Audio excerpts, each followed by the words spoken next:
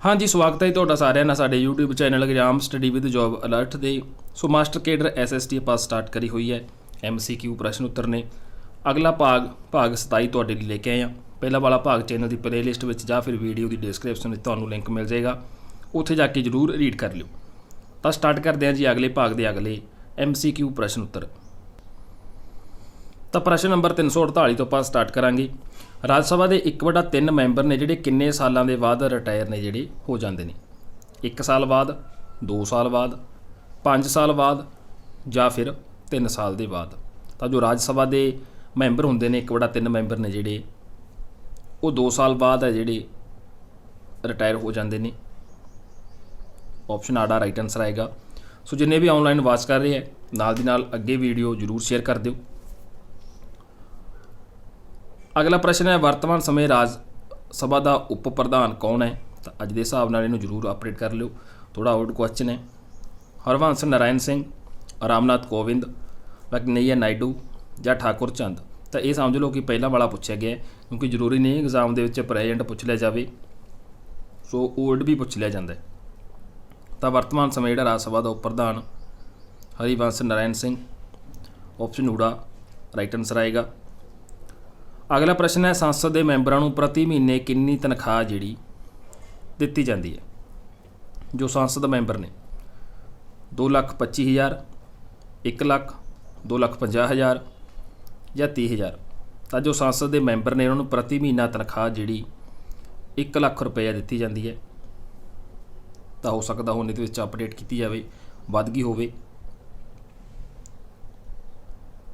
अगला प्रश्न है जेकर लोक सभा और राज सभा के किसी सधारण बिल के संबंध में मतभेद हो जान तो दोनों सदनों का साझा इजलास है जिहड़ा कौन बुलाएगा?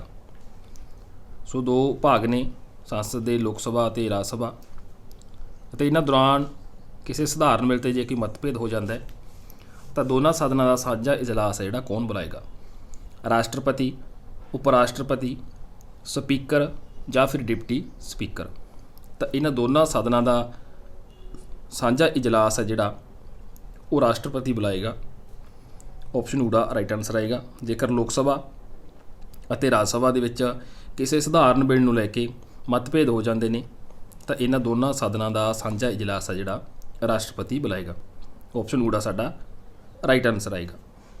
अगला प्रश्न है दोहां सदनों के साझे इजलास की प्रधानगी कौन करेगा या कौन करता है? सो साझा इजलास तो राष्ट्रपति बुलाएगा जेकर मतभेद हो गए, और ये इजलास है जो बुलाया जाएगा इसकी प्रधानगी कौन करेगा? राष्ट्रपति, लोक सभा का स्पीकर, प्रधानमंत्री या राज सभा का प्रधान? तो दोनों सदनों लोक सभा और राज सभा के इजलास की जी प्रधानगी है वो लोक सभा का स्पीकर करेगा, और इजलास दोनों सदना जो बुलाएगा वो राष्ट्रपति बुलाएगा, प्रधानगी लोक सभा का स्पीकर है जिहड़ा करेगा। ऑप्शन आड़ा साडा राइट आंसर आएगा। अगला प्रश्न है धन बिल पहला किहड़े सदन दे विच पेश किया जाता है? मोस्ट इंपोर्टेंट क्वेश्चन है। लोक सभा, राज सभा, किसी भी सदन दे विच जां सिर्फ लोक सभा दे विच? तां जिहड़ा धन बिल है ये पहला लोक सभा दे विच पेश किया जाता है, फिर राज सभा दे विच, पहला लोक सभा दे विच। ऑप्शन ऊड़ा साडा राइट आंसर आएगा। सो 2 सदन ने लोक सभा ते राज सभा। राज सभा ने किन्ने दिनों के अंदर अंदर धन बिल के संबंधी अपनी प्रवानगी है जिहड़ी देनी हुंदी है? 18 दिन, 14 दिन, 11 दिन या 21 दिन? तो यह हुंदा जी 14 दिनों के अंदर अंदर राज सभा ने जिहड़ी धन बिल के संबंध में अपनी प्रवानगी है जिहड़ी देनी हुंदी है। 14 दिन दिते जाते हैं, 14 दिनों के अंदर अंदर, 14 दिन तो ज़्यादा लेट जिहड़ा नहीं हो सकता। अगला प्रश्न है किहड़ा सदन अनुच्छेद 75 के अनुसार मंत्री परिषद नूं अहुदे तो वख कर सकता है? लोक सभा, राज सभा, विधान परिषद या उपरोक्त सारे? तो अनुच्छेद 75 के अनुसार मंत्री परिषद नूं जिहड़ा अहुदे तो वख करन वाला सदन हुंदा है वो हुंदा है लोक सभा। लोक सभा जिहड़ी अनुच्छेद 75 के अनुसार मंत्री परिषद नूं ਅਹੁਦੇ ਤੋਂ ਹੈ ਜਿਹੜੀ ਵੱਖ ਕਰ ਸਕਦੀ ਹੈ। ਸੋ ਆਪਸ਼ਨ ਊੜਾ ਸਾਡਾ ਰਾਈਟ ਆਨਸਰ ਆਏਗਾ। ਅਗਲਾ ਪ੍ਰਸ਼ਨ ਹੈ, ਉਪ ਰਾਸ਼ਟਰਪਤੀ ਦੇ ਵਿਰੁੱਧ ਇਲਜ਼ਾਮ ਹੈ ਜਿਹੜਾ ਉਹ ਕਿਹੜੇ ਸਾਧਨ ਦੇ ਵਿੱਚ ਲਗਾਇਆ ਜਾ ਸਕਦਾ ਹੈ? ਰਾਜ ਸਭਾ, ਲੋਕ ਸਭਾ, ਰਾਜ ਵਿਧਾਨ ਸਭਾ ਜਾਂ ਵਿਧਾਨ ਪਰਿਸ਼ਦ ਦੇ ਵਿੱਚ ਉਪ ਰਾਸ਼ਟਰਪਤੀ ਪੁੱਛਿਆ ਗਿਆ ਤਾਂ ਇੱਥੇ ਜ਼ਰੂਰ ਧਿਆਨ ਰੱਖਿਓ। ਤਾਂ ਇਹ ਇਲਜ਼ਾਮ ਹੈ ਜਿਹੜਾ ਰਾਜ ਸਭਾ ਦੇ ਵਿੱਚ ਲਗਾਇਆ ਜਾ ਸਕਦਾ ਹੈ ਉਪ ਰਾਸ਼ਟਰਪਤੀ ਦੇ ਵਿਰੁੱਧ। ਆਪਸ਼ਨ ਊੜਾ ਰਾਈਟ ਆਨਸਰ ਆਏਗਾ। ਅਗਲਾ ਪ੍ਰਸ਼ਨ ਹੈ, ਸੰਵਿਧਾਨਕ ਸੋਧ ਬਿੱਲ ਪਹਿਲਾਂ ਕਿਹੜੇ ਸਾਧਨ ਦੇ ਵਿੱਚ ਪੇਸ਼ ਕੀਤਾ ਜਾਂਦਾ ਹੈ? ਲੋਕ ਸਭਾ, ਰਾਜ ਸਭਾ, ਕਿਸੇ ਵੀ ਸਾਧਨ ਦੇ ਵਿੱਚ ਜਾਂ ਸਿਰਫ ਲੋਕ ਸਭਾ ਦੇ ਵਿੱਚ? ਤਾਂ ਜੋ ਸੰਵਿਧਾਨਕ ਸੋਧ ਬਿੱਲ ਹੁੰਦਾ ਹੈ ਤਾਂ ਇਹ ਕਿਸੇ ਵੀ ਸਾਧਨ ਦੇ ਵਿੱਚ ਪੇਸ਼ ਕੀਤਾ ਜਾ ਸਕਦਾ ਹੈ। Option E D right answer ਆਏਗਾ। ਸੋ ਧਨ ਬਿੱਲ ਸੀ ਜਿਹੜਾ ਪਹਿਲਾਂ ਲੋਕ ਸਭਾ ਦੇ ਵਿੱਚ ਪੇਸ਼ ਕੀਤਾ ਜਾਂਦਾ ਹੈ। ਸੰਵਿਧਾਨਕ ਸੋਧ ਬਿੱਲ ਹੈ ਜਿਹੜਾ ਇਹ ਕਿਸੇ ਵੀ ਸਾਧਨ ਦੇ ਵਿੱਚ ਪੇਸ਼ ਹੈ ਜਿਹੜਾ ਕੀਤਾ ਜਾ ਸਕਦਾ ਹੈ। ਆਪਸ਼ਨ ਈ ਡੀ ਸਾਡਾ ਰਾਈਟ ਆਨਸਰ ਆਏਗਾ। ਅਗਲਾ ਪ੍ਰਸ਼ਨ ਹੈ, ਰਾਜ ਦੀ ਸਭਾ ਦੀਆਂ ਵਿਸ਼ੇਸ਼ ਸ਼ਕਤੀਆਂ ਕਿਹੜੀਆਂ ਕਿਹੜੀਆਂ ਹੁੰਦੀਆਂ ਨੇ? ਤਾਂ 4 ਆਪਸ਼ਨਾਂ ਨੇ। ਉਪ ਰਾਸ਼ਟਰਪਤੀ ਨੂੰ ਅਹੁਦੇ ਤੋਂ ਵੱਖ ਕਰਨ ਸੰਬੰਧੀ ਪ੍ਰਸਤਾਵ ਪਹਿਲਾਂ ਜਿਹੜਾ ਰਾਜ ਸਭਾ ਦੇ ਵਿੱਚ ਪੇਸ਼ ਕੀਤਾ ਜਾਂਦਾ ਹੈ। ਹਾਜ਼ਰ ਤੇ ਵੋਟ ਦੇਣ ਵਾਲੇ ਮੈਂਬਰਾਂ ਦੀ ਬਹੁ ਸੰਮਤੀ ਨਾਲ ਪ੍ਰਸਤਾਵ ਪਾਸ ਕਰਕੇ ਨਵੀਆਂ ਸਰਵ ਭਾਰਤੀ ਸੇਵਾਵਾਂ ਸਥਾਪਿਤ ਕਰ ਸਕਦਾ ਹੈ। ਰਾਜ ਸਭਾ 2/3 ਬਹੁਮਤ ਨਾਲ ਪ੍ਰਸਤਾਵ ਪਾਸ ਕਰਕੇ ਰਾਜ ਸੂਚੀ ਸੰਬੰਧੀ ਕਾਨੂੰਨ ਬਣਾਉਣ ਦਾ ਅਧਿਕਾਰ ਸੰਬੰਧੀ ਸੰਸਦ ਨੂੰ ਜਿਹੜੀ ਦੇ ਸਕਦੀ ਹੈ। ਤਾਂ ਉਪਰੋਕਤ ਸਾਰੇ ਸਹੀ ਆਏਗਾ। ਤਿੰਨੋਂ ਕਥਨ ਇਹ ਸ਼ਕਤੀਆਂ ਆਪਾਂ ਕਹਿ ਸਕਦੇ ਹਾਂ ਰਾਜ ਸਭਾ ਦੀਆਂ ਵਿਸ਼ੇਸ਼ ਸ਼ਕਤੀਆਂ ਨੇ। ਤਿੰਨੋਂ ਕਥਨ ਸਹੀ ਨੇ। ਆਪਸ਼ਨ ਸੱਸਾ ਸਾਡਾ ਰਾਈਟ ਆਨਸਰ ਆਏਗਾ। ਅਗਲਾ ਪ੍ਰਸ਼ਨ ਹੈ, ਰਾਜ ਸਭਾ ਦੇ ਸੰਬੰਧ ਵਿੱਚ ਕਿਹੜਾ ਕਥਨ ਹੈ ਜਿਹੜਾ ਹੇਠ ਲਿਖਿਆਂ ਦੇ ਵਿੱਚੋਂ ਗਲਤ ਹੈ? ਰਾਸ਼ਟਰਪਤੀ ਰਾਜ ਸਭਾ ਦਾ ਪ੍ਰਧਾਨ ਹੁੰਦਾ ਹੈ। ਇਹ ਇੱਕ ਸਥਾਈ ਸਾਧਨ ਹੈ। ਰਾਜ ਸਭਾ ਦੇ 238 ਮੈਂਬਰ ਰਾਜਾਂ ਤੇ ਕੇਂਦਰ ਸ਼ਾਸਿਤ ਪ੍ਰਦੇਸ਼ ਦੀ ਪ੍ਰਤੀਨਿਧਤਾ ਕਰਦੇ ਨੇ। ਰਾਜ ਸਭਾ ਵਿੱਚ 12 ਮੈਂਬਰ ਰਾਸ਼ਟਰਪਤੀ ਦੁਆਰਾ ਨਾਮਜ਼ਦ ਕੀਤੇ ਜਾਂਦੇ ਨੇ। ਸੋ ਇਹ ਕੁਐਸਚਨ ਵੀ ਪਿੱਛੇ ਆਪਾਂ ਕੱਲ੍ਹ ਵਾਲੇ ਭਾਗ ਵਿੱਚ ਕੀਤਾ ਸੀ, ਮੈਂਬਰਾਂ ਵਾਲਾ ਵੀ ਕੀਤਾ ਸੀ, ਇੱਕ ਸਥਾਈ ਸਾਧਨ ਵਾਲਾ ਕੀਤਾ ਸੀਗਾ। ਜਿਹੜਾ ਗਲਤ ਕਥਨ ਆ ਗਿਆ ਉਹ ਆ ਗਿਆ ਆਪਸ਼ਨ ਊੜਾ। ਰਾਸ਼ਟਰਪਤੀ ਹੈ ਜਿਹੜਾ ਰਾਜ ਸਭਾ ਦਾ ਪ੍ਰਧਾਨ ਹੁੰਦਾ ਹੈ। ਆਪਸ਼ਨ ਊੜਾ ਕਥਨ ਗਲਤ ਆਏਗਾ।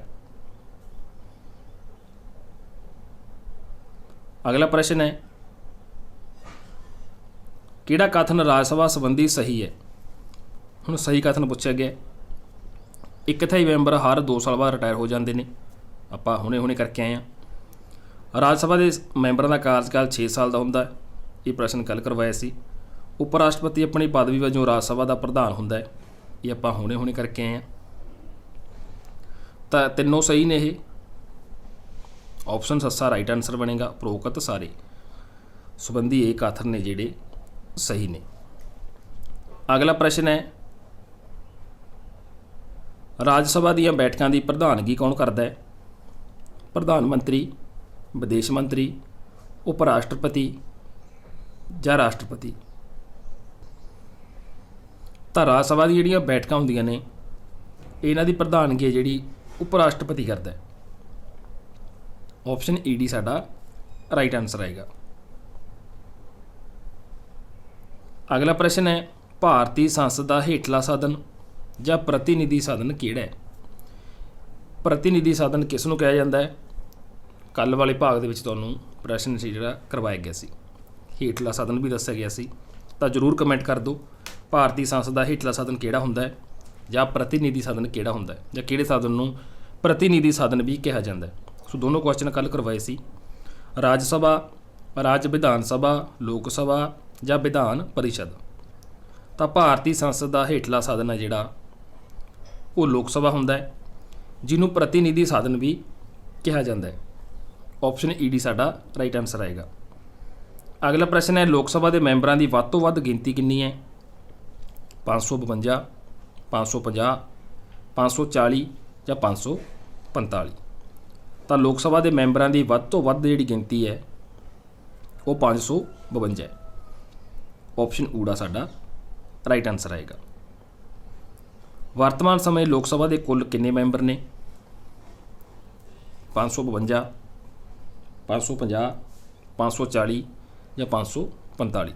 ਸੋ 2 ਕੁਐਸਚਨ ਬਣ ਰਹੇ ਨੇ ਮੈਂਬਰਾਂ 'ਤੇ। ਇੱਕ ਤਾਂ ਇਹ ਪੁੱਛਿਆ ਗਿਆ ਵੱਧ ਤੋਂ ਵੱਧ ਗਿਣਤੀ ਕਿੰਨੀ ਹੋ ਸਕਦੀ ਹੈ ਜਾਂ ਕਿੰਨੀ ਹੈ, ਅਤੇ ਵਰਤਮਾਨ ਸਭਾ ਲੋਕ ਸਭਾ ਦੇ ਕੁੱਲ ਕਿੰਨੇ ਮੈਂਬਰ ਨੇ। ਸੋ ਲੋਕ ਸਭਾ ਦੇ ਮੈਂਬਰਾਂ ਦੇ 2 ਪ੍ਰਸ਼ਨ ਜਿਹੜੇ ਤੁਹਾਡੇ ਸਾਹਮਣੇ ਨੇ, ਕੋਈ ਵੀ ਪੁੱਛਿਆ ਜਾ ਸਕਦਾ ਹੈ। ਤਾਂ ਵਰਤਮਾਨ ਸਮੇਂ 545 ਹੈ ਅਤੇ ਵੱਧ ਤੋਂ ਵੱਧ ਗਿਣਤੀ 552। ਅਗਲਾ ਪ੍ਰਸ਼ਨ ਹੈ, ਲੋਕ ਸਭਾ ਦੇ ਮੈਂਬਰਾਂ ਦੀ ਗਿਣਤੀ ਬਾਰੇ ਕਿਹੜਾ ਕਥਨ ਹੈ ਜਿਹੜਾ ਸਹੀ ਹੈ। 530 ਮੈਂਬਰ ਰਾਜਾਂ ਦੀ ਪ੍ਰਤੀਨਿਧਤਾ ਕਰਦੇ ਨੇ, 20 ਮੈਂਬਰ ਕੇਂਦਰ ਸ਼ਾਸਿਤ ਪ੍ਰਦੇਸ਼ ਦੀ ਪ੍ਰਤੀਨਿਧਤਾ ਕਰਦੇ ਨੇ, 2 ਮੈਂਬਰ ਐਂਗਲੋ ਇੰਡੀਅਨ ਰਾਸ਼ਟਰਪਤੀ ਨਾਮਜ਼ਦ ਕਰਦਾ ਹੈ, ਜਾਂ ਉਪਰੋਕਤ ਸਾਰੇ। ਤਾਂ ਇਹਦਾ ਰਾਈਟ ਆਨਸਰ ਆਏਗਾ ਉਪਰੋਕਤ ਸਾਰੇ। ਤਾਂ ਹੁਣ ਐਂਗਲੋ ਇੰਡੀਆ ਵਾਲਾ ਸਿਸਟਮ ਹੈ ਜਿਹੜਾ ਖਤਮ ਹੋ ਗਿਆ, ਜੋ ਰਾਸ਼ਟਰਪਤੀ ਦੁਆਰਾ ਨਾਮਜ਼ਦ ਕੀਤੇ ਜਾਂਦੇ ਸੀ। ਲੋਕ ਸਭਾ ਵਿੱਚ ਨਾਮਜ਼ਦ ਮੈਂਬਰਾਂ ਦੀ ਗਿਣਤੀ ਕਿੰਨੀ ਹੈ, ਇਸ 'ਚ ਹੀ ਕੁਐਸਚਨ ਨਿਕਲ ਗਿਆ। 530, 2, 538 ਜਾਂ 52। ਤਾਂ ਲੋਕ ਸਭਾ ਦੇ ਵਿੱਚ ਨਾਮਜ਼ਦ ਮੈਂਬਰਾਂ ਦੀ ਗਿਣਤੀ ਹੈ ਜਿਹੜੀ ਉਹ 2 ਹੈ, ਜੋ ਰਾਸ਼ਟਰਪਤੀ ਨਾਮਜ਼ਦ ਕਰਦਾ ਸੀਗਾ, ਜਿਹਨੂੰ ਆਪਾਂ ਐਂਗਲੋ ਇੰਡੀਅਨ ਮੈਂਬਰ ਕਹਿੰਦੇ ਹਾਂ। ਤਾਂ ਆਪਸ਼ਨ ਆੜਾ ਸਾਡਾ ਰਾਈਟ ਆਨਸਰ ਆਏਗਾ। ਵਰਤਮਾਨ ਸਮੇਂ ਲੋਕ ਸਭਾ ਦੀਆਂ ਸੀਟਾਂ ਦੀ ਵੰਡ ਹੈ ਜਿਹੜੀ ਕਿਸ ਪ੍ਰਕਾਰ ਦੀ ਹੈ। 530 ਮੈਂਬਰ ਰਾਜਾਂ ਦੀ ਪ੍ਰਤੀਨਿਧਤਾ ਕਰਦੇ ਨੇ, 13 ਮੈਂਬਰ ਕੇਂਦਰ ਸ਼ਾਸਿਤ ਪ੍ਰਦੇਸ਼ਾਂ ਦੀ ਪ੍ਰਤੀਨਿਧਤਾ ਕਰਦੇ ਨੇ, 2 ਮੈਂਬਰ ਐਂਗਲੋ ਇੰਡੀਅਨ ਹੁੰਦੇ ਨੇ, ਜਾਂ ਉਪਰੋਕਤ ਸਾਰੇ। ਤਾਂ ਉਪਰੋਕਤ ਸਾਰੇ ਰਾਈਟ ਆਨਸਰ ਆਏਗਾ। ਇਸੇ ਤਰ੍ਹਾਂ ਹੀ ਵੰਡ ਹੈ, 530 ਮੈਂਬਰ ਰਾਜਾਂ ਦੀ ਪ੍ਰਤੀਨਿਧਤਾ ਕਰਦੇ ਹੈ, 13 ਮੈਂਬਰ ਕੇਂਦਰ ਸ਼ਾਸਿਤ ਪ੍ਰਦੇਸ਼ਾਂ ਦੀ ਪ੍ਰਤੀਨਿਧਤਾ, 2 ਮੈਂਬਰ ਐਂਗਲੋ ਇੰਡੀਅਨ ਹੁੰਦੇ ਨੇ। ਤਾਂ ਐਂਗਲੋ ਇੰਡੀਅਨ ਸਿਸਟਮ ਆ ਜਿਹੜਾ ਹੁਣ ਚੇਂਜ ਹੋ ਗਿਆ, ਬੰਦ ਹੋ ਗਿਆ। ਤਾਂ ਓਲਡ ਕੁਐਸਚਨ ਥੋੜ੍ਹਾ ਜਿਹਾ ਇਹ, ਕੋਈ ਜ਼ਰੂਰੀ ਨਹੀਂ ਹੈ ਵੀ ਨਵਾਂ ਪ੍ਰਸ਼ਨ ਹੀ ਪੁੱਛਿਆ ਜਾਏਗਾ, ਓਲਡ ਵੀ ਪੁੱਛਿਆ ਜਾ ਸਕਦਾ ਹੈ, ਕਿਉਂਕਿ ਉਹਨਾਂ ਦਾ ਮਕਸਦ ਤੁਹਾਡੇ ਦਿਮਾਗ ਨਾਲ ਖੇਡਣਾ ਹੁੰਦਾ ਹੈ, ਜੋ ਐਗਜ਼ਾਮ ਪਾਉਂਦਾ। ਥੋੜ੍ਹਾ ਜਿਹਾ ਕਨਫਿਊਜ਼ ਤੁਹਾਨੂੰ ਜ਼ਰੂਰ ਕਰੇਗਾ। ਵਰਤਮਾਨ ਸਮੇਂ ਲੋਕ ਸਭਾ ਵਿੱਚ ਕੇਂਦਰੀ ਸ਼ਾਸਿਤ ਪ੍ਰਦੇਸ਼ ਦੇ ਕੁੱਲ ਕਿੰਨੇ ਮੈਂਬਰ ਨੇ। 12, 13, 538 ਜਾਂ 52। ਤਾਂ ਵਰਤਮਾਨ ਸਮੇਂ ਲੋਕ ਸਭਾ ਦੇ ਵਿੱਚ ਜੋ ਕੇਂਦਰੀ ਸ਼ਾਸਿਤ ਪ੍ਰਦੇਸ਼ ਹੈ ਤਾਂ ਇਹਦੇ 13 ਮੈਂਬਰ ਨੇ। ਪੰਜਾਬ ਦੇ ਵਿੱਚ ਲੋਕ ਸਭਾ ਦੀਆਂ ਕਿੰਨੀਆਂ ਸੀਟਾਂ ਨੇ। 11, 12, 13 ਜਾਂ ਫਿਰ 14। ਤਾਂ ਪੰਜਾਬ ਦੇ ਵਿੱਚ ਲੋਕ ਸਭਾ ਦੀਆਂ ਨੇ ਜਿਹੜੀਆਂ ਉਹ 13 ਸੀਟਾਂ ਨੇ। ਸੋ ਪੰਜਾਬ ਦੀਆਂ ਸੀਟਾਂ 'ਤੇ ਪੁੱਛਿਆ ਜਾ ਸਕਦਾ ਹੈ ਲੋਕ ਸਭਾ, ਰਾਜ ਸਭਾ, ਵਿਧਾਨ ਸਭਾ। ਤਾਂ ਆਪਸ਼ਨ ਈਡੀ, ਲੋਕ ਸਭਾ ਦੀਆਂ 13 ਨੇ, ਰਾਜ ਸਭਾ ਦੀਆਂ ਪਹਿਲਾਂ ਕਰਵਾਇਆ ਸੀਗਾ 7 ਨੇ। ਅਗਲਾ ਪ੍ਰਸ਼ਨ ਹੈ, ਲੋਕ ਸਭਾ ਵਿੱਚ ਸਭ ਤੋਂ ਵੱਧ ਸੀਟਾਂ ਕਿਸ ਰਾਜ ਨੂੰ ਨੇ ਜਿਹੜੀਆਂ ਦਿੱਤੀਆਂ ਗਈਆਂ ਨੇ। ਉੱਤਰ ਪ੍ਰਦੇਸ਼, ਮੱਧ ਪ੍ਰਦੇਸ਼, ਆਂਧਰਾ ਪ੍ਰਦੇਸ਼ ਜਾਂ ਰਾਜਸਥਾਨ। ਤਾਂ ਲੋਕ ਸਭਾ ਦੇ ਵਿੱਚ ਸਭ ਤੋਂ ਵੱਧ ਸੀਟਾਂ ਨੇ ਜਿਹੜੀਆਂ ਉੱਤਰ ਪ੍ਰਦੇਸ਼ ਨੂੰ ਦਿੱਤੀਆਂ ਗਈਆਂ ਨੇ। ਸੋ ਸਭ ਤੋਂ ਵੱਧ ਮੈਂਬਰ ਉੱਤਰ ਪ੍ਰਦੇਸ਼ ਦੇ ਹੁੰਦੇ ਆ। ਇਹ ਕੱਲ੍ਹ ਕੁਐਸਚਨ ਆਇਆ ਸੀ, ਤਾਂ ਹੁਣ ਇੱਥੇ ਸੀਟਾਂ ਪੁੱਛੀਆਂ ਗਈਆਂ ਨੇ। ਉੱਤਰ ਪ੍ਰਦੇਸ਼, ਜਿਹਨੂੰ ਆਪਾਂ ਯੂਪੀ ਕਹਿ ਦਿੰਦੇ ਹਾਂ। ਅਗਲਾ ਪ੍ਰਸ਼ਨ ਹੈ, ਉੱਤਰ ਪ੍ਰਦੇਸ਼ ਨੂੰ ਲੋਕ ਸਭਾ ਦੇ ਵਿੱਚ ਕੁੱਲ ਕਿੰਨੀਆਂ ਸੀਟਾਂ ਪ੍ਰਾਪਤ ਨੇ। 80, 75, 73 ਜਾਂ 70। ਤਾਂ ਉੱਤਰ ਪ੍ਰਦੇਸ਼ ਨੂੰ ਲੋਕ ਸਭਾ ਦੇ ਵਿੱਚ ਕੁੱਲ ਜਿਹੜੀਆਂ 80 ਸੀਟਾਂ ਪ੍ਰਾਪਤ ਨੇ। ਅਗਲਾ ਪ੍ਰਸ਼ਨ ਹੈ, ਕੇਂਦਰੀ ਸ਼ਾਸਿਤ ਪ੍ਰਦੇਸ਼ ਨੂੰ ਦਿੱਲੀ ਨੂੰ ਲੋਕ ਸਭਾ ਦੇ ਵਿੱਚ ਕਿੰਨੀਆਂ ਸੀਟਾਂ ਪ੍ਰਾਪਤ ਨੇ। 7, 9, 2 ਜਾਂ ਫਿਰ 5। ਤਾਂ ਦਿੱਲੀ ਨੂੰ ਲੋਕ ਸਭਾ ਦੇ ਵਿੱਚ ਜਿਹੜੀਆਂ 7 ਸੀਟਾਂ ਪ੍ਰਾਪਤ ਨੇ, ਜੋ ਦਿੱਲੀ ਹੈ ਕੇਂਦਰੀ ਸ਼ਾਸਿਤ ਪ੍ਰਦੇਸ਼ ਹੈ। ਆਪਸ਼ਨ ਊੜਾ ਰਾਈਟ ਆਨਸਰ ਆਏਗਾ। ਲੋਕ ਸਭਾ ਦਾ ਮੈਂਬਰ ਬਣਨ ਲਈ ਘੱਟੋ ਘੱਟ ਉਮਰ ਹੈ ਜਿਹੜੀ ਕਿੰਨੀ ਹੋਣੀ ਚਾਹੀਦੀ ਹੈ। 25 ਸਾਲ, 20 ਸਾਲ, 35 ਸਾਲ ਜਾਂ ਫਿਰ 28 ਸਾਲ। ਤਾਂ ਲੋਕ ਸਭਾ ਦਾ ਮੈਂਬਰ ਬਣਨ ਲਈ ਘੱਟੋ ਘੱਟ ਉਮਰ ਹੈ ਜਿਹੜੀ 25 ਸਾਲ ਹੋਣੀ ਚਾਹੀਦੀ ਹੈ। ਆਪਸ਼ਨ ਊੜਾ ਰਾਈਟ ਆਨਸਰ ਆਏਗਾ। ਅਗਲਾ ਪ੍ਰਸ਼ਨ ਹੈ, ਲੋਕ ਸਭਾ ਦੇ ਮੈਂਬਰ ਬਣਨ ਲਈ ਯੋਗਤਾਵਾਂ ਕਿਹੜੀਆਂ ਹੋਣੀਆਂ ਚਾਹੀਦੀਆਂ ਨੇ। ਉਹ ਭਾਰਤ ਦਾ ਨਾਗਰਿਕ ਹੋਵੇ, ਉਸ ਦੀ ਉਮਰ ਘੱਟੋ ਘੱਟ 25 ਸਾਲ ਹੋਵੇ, ਉਹ ਕਿਸੇ ਵੀ ਲਾਭਕਾਰੀ ਪਦ 'ਤੇ ਨਾ ਲੱਗਾ ਹੋਵੇ, ਜਾਂ ਉਪਰੋਕਤ ਸਾਰੇ। ਤਾਂ ਲੋਕ ਸਭਾ ਦੇ ਮੈਂਬਰ ਬਣਨ ਦੀ ਯੋਗਤਾਵਾਂ ਸਾਰੀਆਂ ਆ ਗਈਆਂ, ਇਹ ਤਿੰਨੋਂ ਆ ਜਾਣਗੀਆਂ। ਆਪਸ਼ਨ ਸੱਸਾ ਰਾਈਟ ਆਨਸਰ ਆਏਗਾ। ਭਾਰਤ ਦਾ ਨਾਗਰਿਕ ਹੋਣਾ ਚਾਹੀਦਾ ਹੈ, ਉਮਰ 25 ਸਾਲ ਹੋਣੀ ਚਾਹੀਦੀ ਹੈ, ਕਿਸੇ ਲਾਭਕਾਰੀ ਪਦ 'ਤੇ ਨਾ ਲੱਗਾ ਹੋਵੇ। ਤਾਂ ਆਪਸ਼ਨ ਸੱਸਾ ਸਾਡਾ ਰਾਈਟ ਆਨਸਰ ਆਏਗਾ। ਅਗਲਾ ਪ੍ਰਸ਼ਨ ਹੈ ਭਾਰਤ ਵਿੱਚ ਪਹਿਲੀਆਂ ਆਮ ਚੋਣਾਂ ਕਦੋਂ ਹੋਈਆਂ ਸਨ? 1951 52, 1952 53, 1950 51, 1961 62 ਦੇ ਵਿੱਚ। ਤਾਂ ਭਾਰਤ ਦੇ ਵਿੱਚ ਪਹਿਲੀਆਂ ਆਮ ਚੋਣਾਂ ਸੀ ਜਿਹੜੀਆਂ 1951 ਅਤੇ 1952 ਦੇ ਵਿੱਚ ਹੋਈਆਂ ਸੀ। ਆਪਸ਼ਨ ਊੜਾ ਸਾਡਾ ਰਾਈਟ ਆਨਸਰ ਆਏਗਾ। ਅਗਲਾ ਪ੍ਰਸ਼ਨ ਹੈ 17ਵੀਂ ਲੋਕ ਸਭਾ ਦੀਆਂ ਚੋਣਾਂ ਕਦੋਂ ਹੋਈਆਂ ਸਨ? 2018, 2017, 2014 ਜਾਂ 2019 ਦੇ ਵਿੱਚ। ਤਾਂ ਮੋਸਟ ਇੰਪੋਰਟੈਂਟ ਹੈ ਜੀ, ਇਹ ਜ਼ਰੂਰ ਯਾਦ ਕਰ ਲਿਓ। ਤਾਂ 17ਵੀਂ ਲੋਕ ਸਭਾ ਦੀਆਂ ਚੋਣਾਂ ਸੀ ਜਿਹੜੀਆਂ 2019 ਦੇ ਵਿੱਚ ਹੋਈਆਂ ਸੀ। ਆਪਸ਼ਨ ਸੱਸਾ ਸਾਡਾ ਰਾਈਟ ਆਨਸਰ ਆਏਗਾ। ਸੋ ਦੋਸਤੋ, ਇਹ ਅਗਲੇ ਭਾਗ ਦੇ ਅਗਲੇ ਮੋਸਟ ਇੰਪੋਰਟੈਂਟ ਕੁਐਸਚਨ ਸੀ। ਸੋ ਵੀਡੀਓ ਨੂੰ ਜਾਂਦੇ ਜਾਂਦੇ ਅੱਗੇ ਵੱਧ ਤੋਂ ਵੱਧ ਗਰੁੱਪਾਂ ਦੇ ਵਿੱਚ ਜ਼ਰੂਰ ਸ਼ੇਅਰ ਕਰ ਦਿਆ ਕਰੋ। ਸੋ ਕੰਟੀਨਿਊ ਤੁਹਾਨੂੰ MCQ ਪ੍ਰਸ਼ਨ ਉੱਤਰ ਜਿਹੜੇ ਹੁਣ ਪ੍ਰੋਵਾਈਡ ਕਰਦੇ ਰਹਾਂਗੇ। ਵੀਡੀਓ ਚੰਗੀ ਲੱਗੇ ਲਾਈਕ ਕਮੈਂਟ ਜ਼ਰੂਰ ਕਰਿਓ।